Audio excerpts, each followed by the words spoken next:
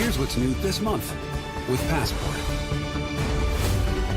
Whichever way I turn, there's a trap. Let's set this palace On fire. She's to be married. She is not married yet.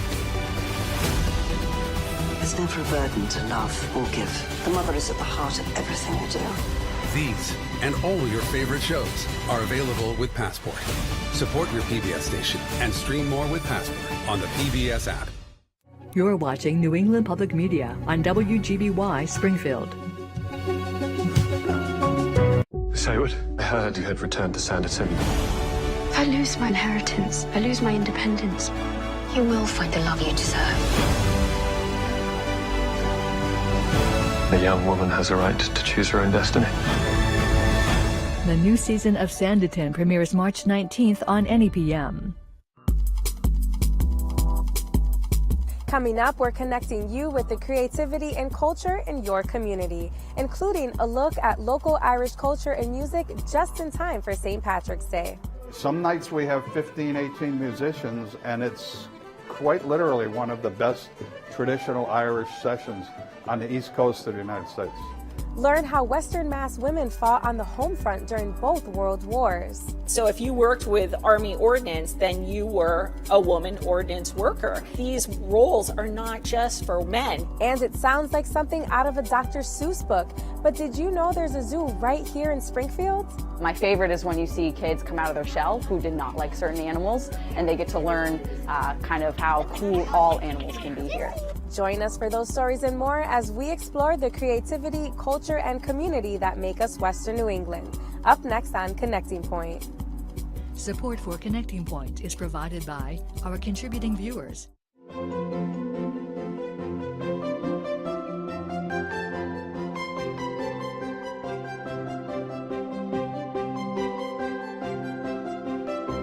Welcome, and thanks for joining us for Connecting Point, your source for creativity, culture, and community. I'm Saidalis Bauer. Every week, we explore all that the region has to offer, and today we're coming to you from Western Massachusetts' only unit in the National Park System, the Springfield Armory National Historic Site. Selected to be the nation's first federal armory by George Washington himself, this storied depot played a crucial role arming U.S. troops in every war from 1777 to 1968, when it was closed and converted into a historic site. In addition to producing munitions, the Armory pioneered several modern-day business practices, including interchangeable parts, the mass production assembly line, and even the hourly wage. We'll hear more about the women who manned the Armory production lines during both World Wars later in the show, but our first story takes us across the river to West Springfield. Inspired by a documentary chronicling the migration of Irish immigrants from Ireland's Blasket Islands to Western Mass, local residents formed the Irish Cultural Center of Western New England on the campus of Elms College in 1999. In 2017, the ICC moved to West Springfield, where they continue to share Irish culture with people of all backgrounds. In addition to hosting lectures, Irish dance lessons, and a student exchange program, the center is also home to the Irish House Restaurant and the Trinity Pub. Just in time for St. Patrick's Day, producer Dave Frazier visited the ICC for some Irish food, music, and flavor, and brings us the story. While there's a saying that everyone's Irish on St. Patrick's Day, more than 1 in 5 people in Massachusetts can trace their roots back to the Emerald Isle, according to a 2015 U.S. Census. At the Irish Cultural Center of Western New England, they celebrate their ancestry year-round. To us, it's a gathering place, and it's not narrow, it's broad. You know, rugby players are not all Irish, and people come in here for events and dinners aren't, and they're not needed to be. So it's a cultural place that promotes the Irish culture, but we're very cognitive of the fact that other people's culture is just as valuable. The center got its start on the campus of Elms College in Chicopee in 1999. The college provided space for the center, and the mission was to foster an appreciation of Irish culture and to serve as an academic connection with other cultural organizations in the region. We did strategic planning, and they said, your organization is really well liked, really well respected, does a lot of good work, but you're going to have to grow or die. The center moved to this 20-acre site in West Springfield in 2015 and has expanded to include a restaurant, a patio, soccer and rugby fields, and the Trinity Pub. I knew of the Irish heritage and descendants in West Springfield, but I didn't know anything about the Irish Cultural Center specifically until they came to us with this kind of grand plan of, you know, taking this shell of a building that has a lot of history and turning it into what it is now. Mostly by volunteers, they built what you see here today. It's been mostly done by volunteers, true Irish labor put into the facility here. And here's a book that was used for years. Downstairs at the ICC is the library and museum that houses books on the history of Ireland from ancient to modern times, a collection of Irish music, clothing, and instruments. We run trips to Ireland, and we send hundreds of people to Ireland, many of whom have Irish roots and Irish history behind them and have never been. So that's really cool too, you know, when you're taking someone maybe that's later on in life and they've wanted all their lives to go to Ireland, and we take them. On most Wednesday nights, the restaurant and pub hosts an Irish session, the lifeblood of traditional Irish music. Though they vary in size, quality, and instrumental makeup, the format is fixed, a regular musical gathering in a bar, anchored by one or two musicians who are paid to play, sometimes only in drinks. The general session scheme is that someone starts a tune, and those who know it join in. Some nights we have 15, 18 musicians, and it's quite literally one of the best traditional Irish sessions on the East Coast of the United States.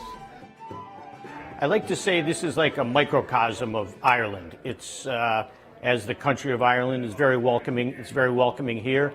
Everybody's welcome. You don't have to be of Irish ancestry. It's a great similarities to pubs in Ireland, what they've done here with the decorations and the woodwork and the bar. In 2017, a memorandum of understanding was signed between West Springfield and the Kerry County Council to form a sister city with Dingle, a tiny town in southwest Ireland. So close to a quarter of the population of West Springfield that has Irish descent. They know where their family's from. A lot of it is from the West Kerry Dingle Peninsula, which is our sister city, which is what a lot of the Irish Cultural Center's members, especially the president, Sean Callahan, they're from that area. It is cool that that all kind of fits in together.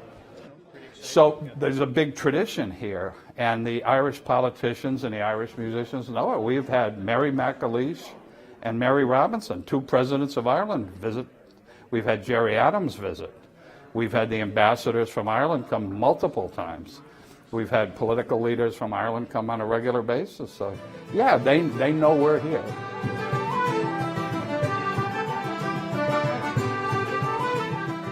Every week, Connecting Point explores the creativity, culture, and community that make us Western New England. But it doesn't stop there. You can find us online anytime for exclusive features and content. At the Irish Cultural Center of Western New England, you might notice a small room near the bar. In this week's digital exclusive, ICC President Sean Callahan shows off the Snug, a private space where ladies could enjoy a drink at a time when it was not proper for a woman to be seen in a pub. And they would order their drinks, and the bartender would serve them their brandies or whatever, and then they'd sit in here by themselves. And then there was, you know, other things would be private business meetings could be conducted in here, but the door was always closed. You can find that digital exclusive online right now at nepm.org/connectingpoint. In every conflict from the Revolutionary War through the war in Vietnam, the historic Springfield Armory played a critical role in arming U.S. troops with muskets, rifles, and other munitions. The Armory was known for its exemplary manufacturing methods, and during both World Wars, many of the people manning the machines were women. As we continue to celebrate Women's History Month, I sat down with Park Ranger Susan Ashman at the National Historic Site to learn more about the history and roles of the women workers who answered the call by joining the war effort at the Armory during both World War I and World War II. July 16th, 1917, the first woman was hired, and she was an inspector. And by the end of World War I, there was around 748 women who worked here. And they kind of paved the way for women in World War II. So that is an interesting story, too, because at first, not too many women were applying here. And so management was wondering why. And they actually went door to door in Springfield, like asking, why aren't you working at the Armory? It's your patriotic duty. And so come to find out, it was childcare that was lacking. And so the Armory opened a couple of childcare facilities because they needed that workforce here. That's the first thing I thought about with the women. I said the men are off at war, but they still have the duties at home with the children and everything. So tell me more about some of the challenges that women faced moving to the workforce, but also having to tend to a home and children. That was challenging because some of them did feel bad, but then others, wait, this is a time where they can be financially independent as well. And that was pretty new during that time, because we always get that picture of, June Cleaver, Leave It to Beaver, where they take care of the home. But that's not enough sometimes, and you need that income. So that was huge, is mainly the financial independence that the Armory gave to a lot of these women. And I know that at its wartime peak, according to your website, it was over 40% women here. I thought it would be more because they talk about the men going off to war, but come to find out the men got deferments.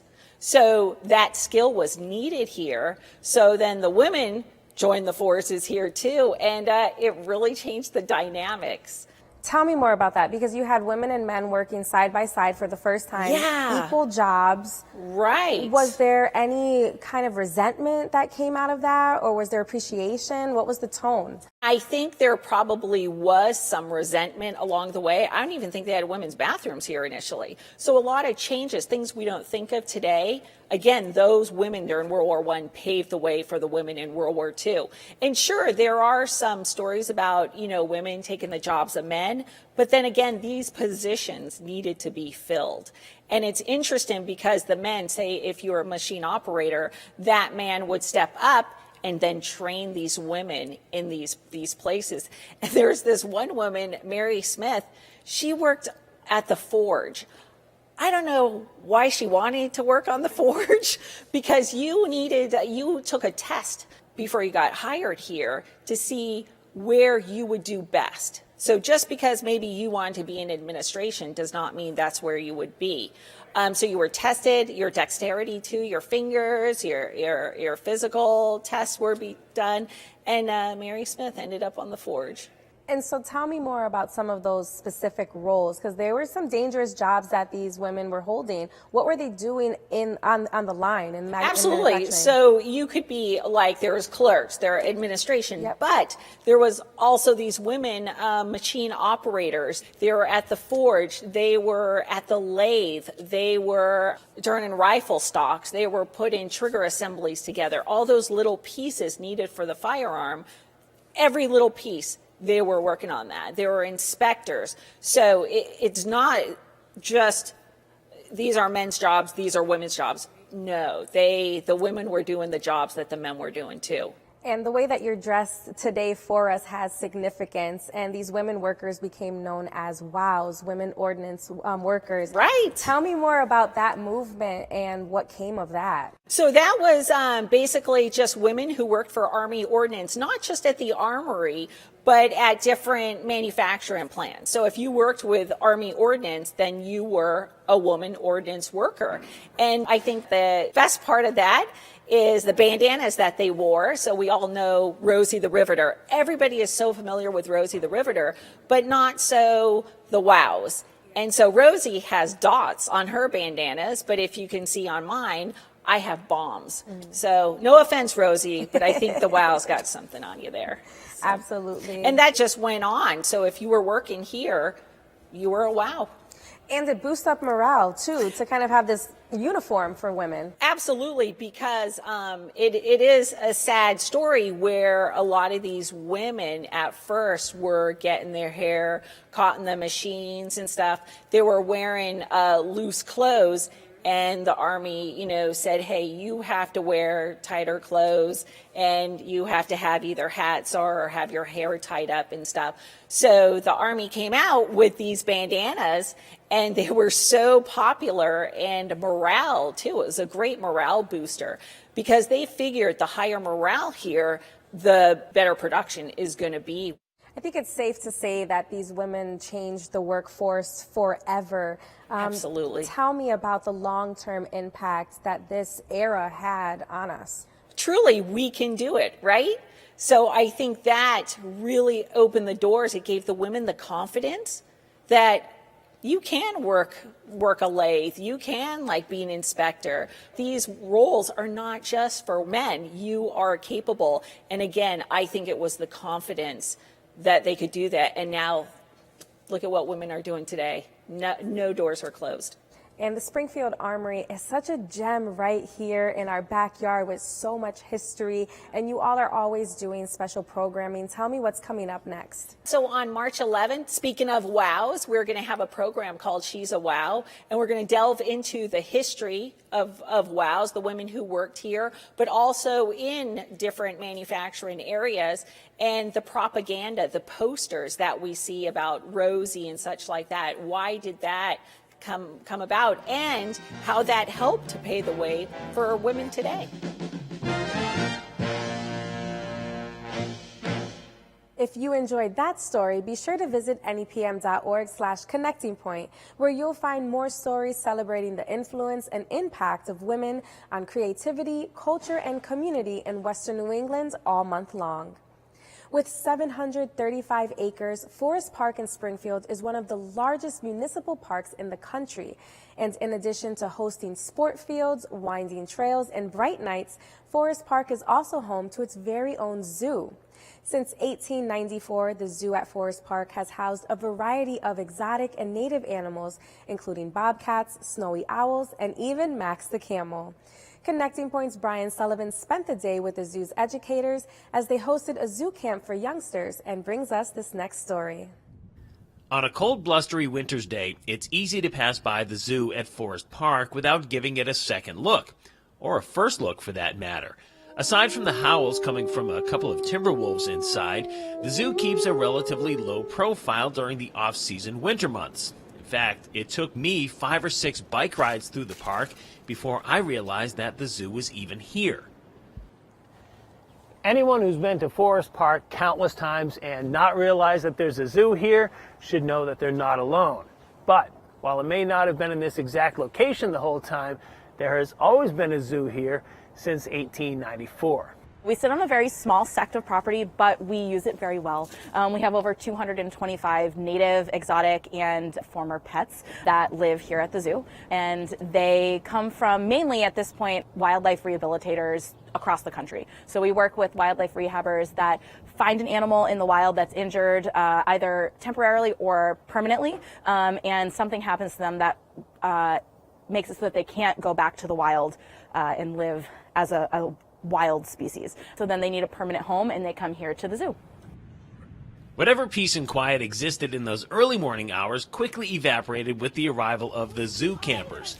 We just happened to stop in during school break, which is one of the 3 weeks during the school year that the zoo hosts a day camp for local youth. From what we saw, it's a program that seems to be beneficial on several levels. For the kids, the animals, the zoo, and the parents whose kids are putting in some hard work and learning in the process. It is not only beneficial for the animals who get to hang out with new faces, but it's beneficial for the kids as well.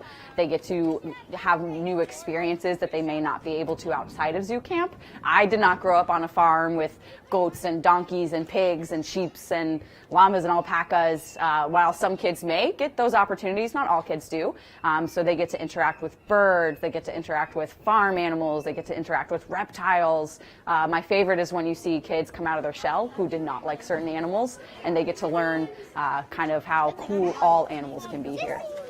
What often occurs is that several of these children will end up becoming return campers, which may possibly lead to them becoming volunteers or going into their educator training programs. And since education is one of the key tenets of this organization, that circle of life is exactly what they're hoping for. When we run a zoo camp, we're doing so with the baseline of this isn't just about give the kids some crafts and put a movie on while their parents are at work. This is about teaching all youth about the importance of nature and their place in the ecosystem. Humans often, forget that we have taken up the space of wildlife. and that wildlife are then driven into more populated areas. That's why you see them out on the roads. That's why they're being injured. That's why they're being pushed out of their homes and are orphaned. We are at the root of a lot of that. And so for us, it's very important for us to teach these kids that they have a job to do in the world as they grow. And it's to recognize their place in the world and the importance of biodiversity and how we all have to do our part to make sure we're protecting native wildlife. Of course, it takes a special kind of instructor to not only corral all of the youngsters, but to keep them interested and wanting to learn. For instructor Sophia Delgado, doing so has been a bit of a childhood dream come true. If I had a zoo camp in my hometown, I would have came to every single week. I've always loved animals, and now I get to be the one inspiring kids to also love animals. So it's really nice to get to be here and get to do this with kids.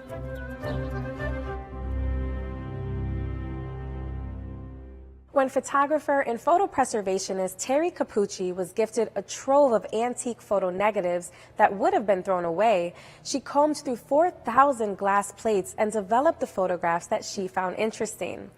The resulting black and white images provide a glimpse into what life was like in Western Massachusetts during the late 19th and early 20th centuries. Because many of the photographers and subjects remain unknown, Capucci decided to call the project Somebody Photograph This. She joined me for a conversation to share more about the project and what she discovered in the photos. I had seen a lot of older photos, but there was something about the composition and some of these photographs that was really strong. And this is the one that told me, take them.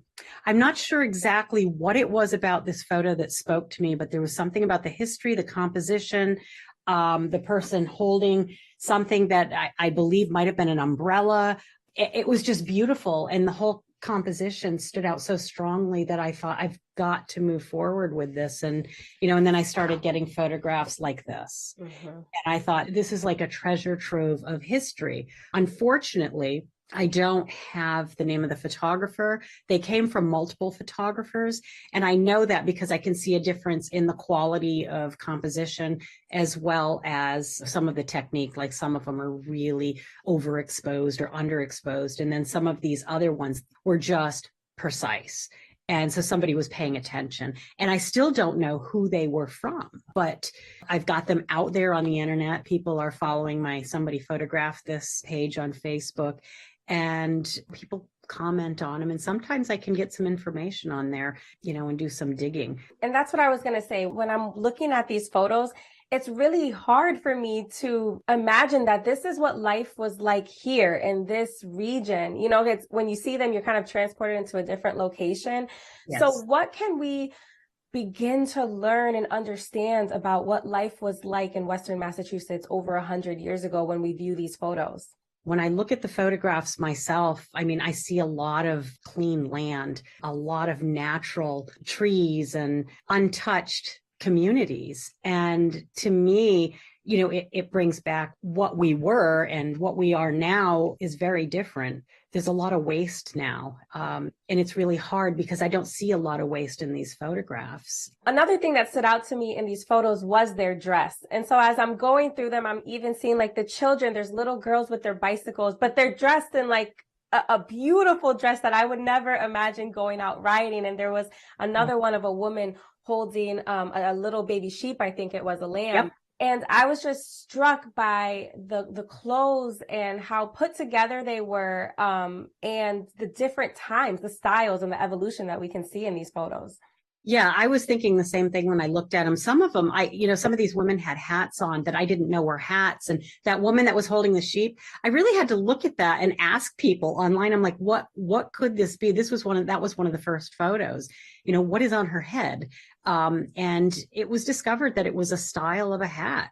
There were all sorts of hat styles back then. And, we did see a lot of photographs of children that were dressed in these pristine and beautiful outfits. But from what I'm finding, back in those days, we didn't have 40, dresses in the house that you could go pick from. Right. You probably had one, and it probably, it was probably bought for the purpose of the photograph and then worn on special occasions after that.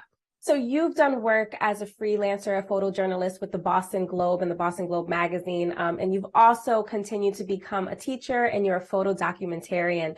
What is it about this work that really speaks to you and interests you?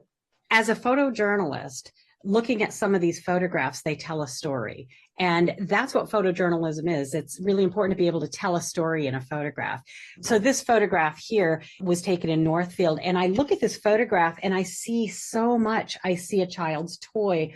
I see a woman that may very well be pregnant. I can't tell the way her apron is. A sharpening wheel for an axe. You know, I see a man standing out in front of this place holding an axe over his shoulder, like he may be logging or cutting wood or something. So to me, you know, there's a story formed in that.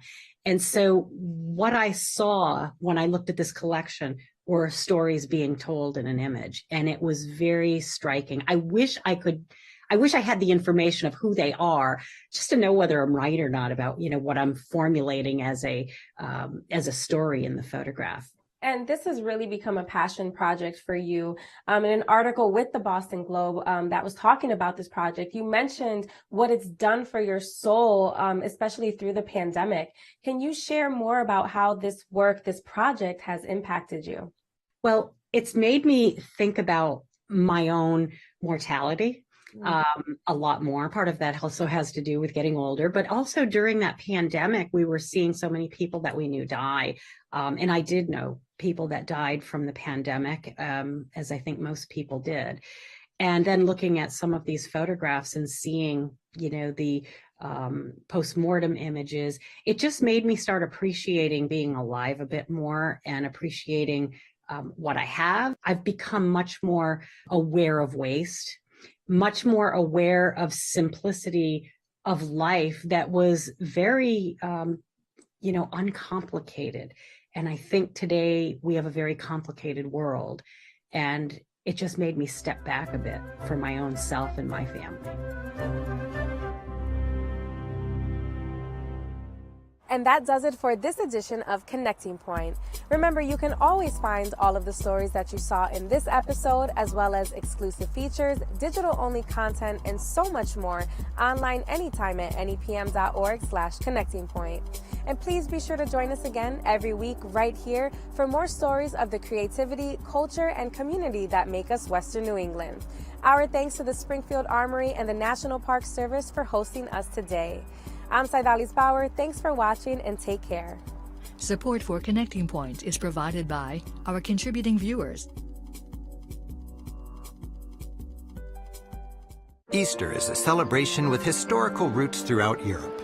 Tracing both the seasons and the original Christian story, Rick Steves' European Easter experiences the variety of rich traditions that have developed in Europe over the centuries. We'll participate in festivities across Europe as various cultures celebrate their belief in the resurrection of Jesus and the return of spring, each in their own way. Rick Steves' European Easter is next on NEPM.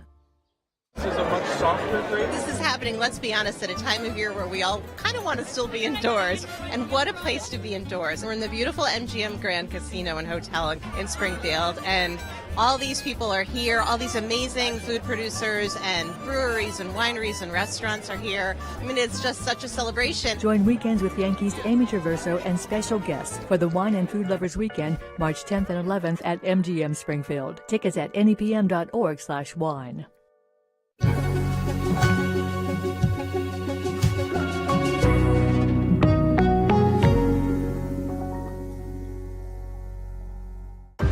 Welcome to Versailles. The fate of millions rests on your shoulders. I don't stand a chance. We are not suited to one another. It won't be long before he slings her out of France. Show them you don't care. Let's set this palace on fire. Who does she think she is? I'm the Queen of France.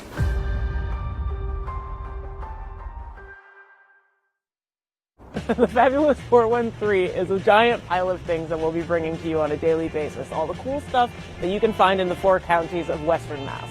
astronomers and dictionary editors and politicians and pizza and wine snobs and beer snobs, and we want to explore it all with you. The Fabulous 413 is also you. The Fabulous 413, Monday through Friday, 3 p.m. on 88.5 New England Public Media.